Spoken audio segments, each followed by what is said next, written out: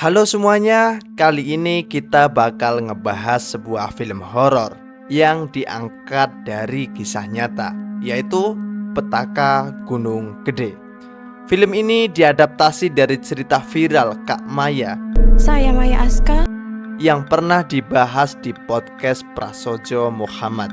Dan kini kisahnya dihidupkan dalam layar lebar. Pendakian yang awalnya penuh semangat berubah menjadi mimpi buruk. Ada sesuatu yang tidak kasat mata mengintai di Gunung Gede. Apakah mereka semua berhasil selamat atau ada yang harus membayar harga atas kesalahan yang dilakukan?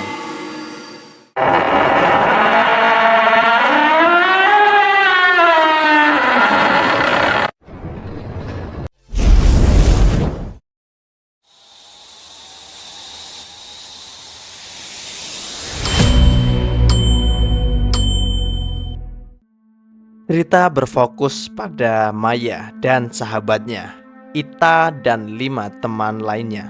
Mereka memutuskan untuk mendaki di sebuah gunung saat libur sekolah. Gunung itu terkenal dengan keindahan alamnya, namun juga menyimpan berbagai mitos dan larangan yang dipercayai oleh masyarakat setempat.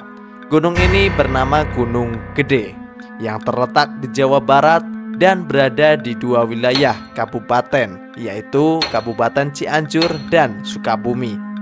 Saat mendaki, Ita berada dalam kondisi haid. Salah satu larangan yang ada dan dipercayai masyarakat sekitar adalah bahwa perempuan yang sedang menstruasi sebaiknya tidak mendaki gunung tersebut karena dianggap dapat mengusir penunggu gunung.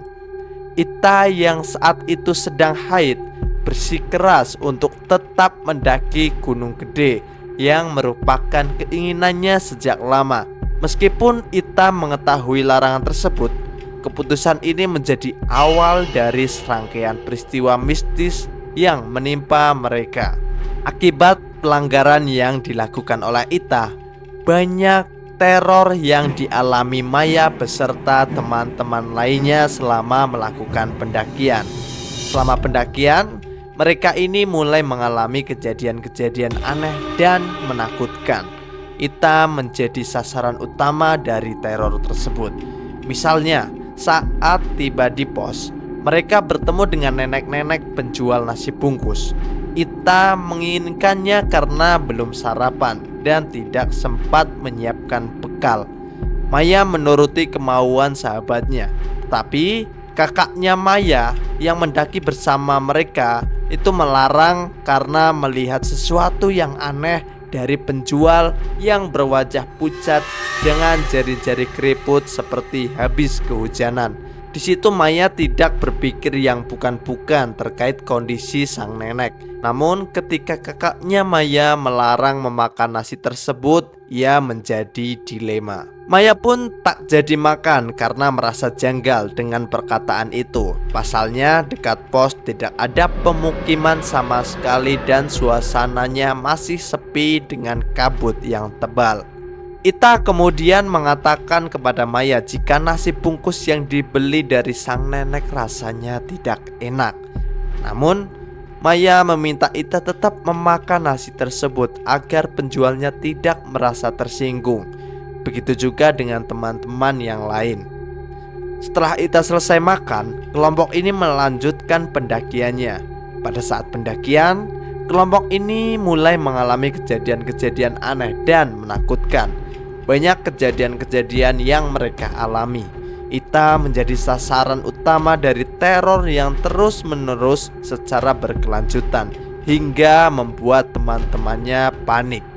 Mulai dari perilaku Ita yang aneh dan sering terlihat ketakutan tanpa alasan yang jelas. Hal ini membuat kondisi Ita semakin memburuk. Setelah berbagai kejadian aneh yang terjadi di Gunung Gede,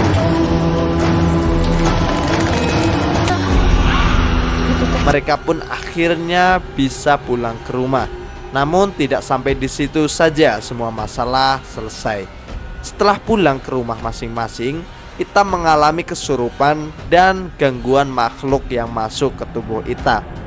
Keluarga Ita yang tahu Ita mengalami kejadian itu disebabkan oleh keempat teman lainnya saat mendaki Gunung Gede. Akhirnya mereka dipanggil ke rumahnya untuk menceritakan apa yang sebenarnya terjadi di Gunung Gede. Akhirnya Maya pun menceritakan apa yang sebenarnya terjadi, bahwa Ita tapi di sana Ita mens saat mendaki. Setelah beberapa jam ia belum sadarkan diri. Keluarga Ita meminta bantuan kepada orang yang ahli dalam meruqyah dan mengeluarkan jin yang ada di dalam tubuh Ita. Namun beberapa jam kemudian Ita kembali kerasukan dan tubuhnya dengan penuh luka hingga dilarikan ke rumah sakit terdekat. Setelah beberapa hari Ita dalam kondisi kritis hingga akhirnya Ita pun meninggal dengan cara yang tragis.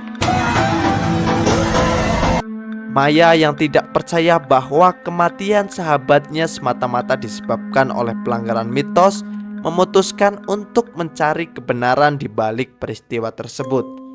Dalam usahanya mengungkap misteri, Maya menemukan bahwa ada rahasia lain yang lebih gelap dan kompleks terkait dengan kejadian yang mereka alami.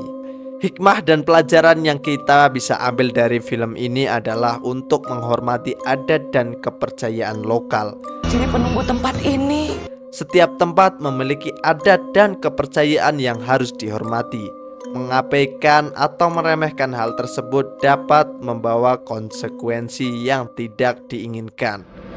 Itu saja sedikit sinopsis dari cerita Petaka Gunung Gede. Kalian bisa langsung menonton filmnya di layar lebar. Buruan.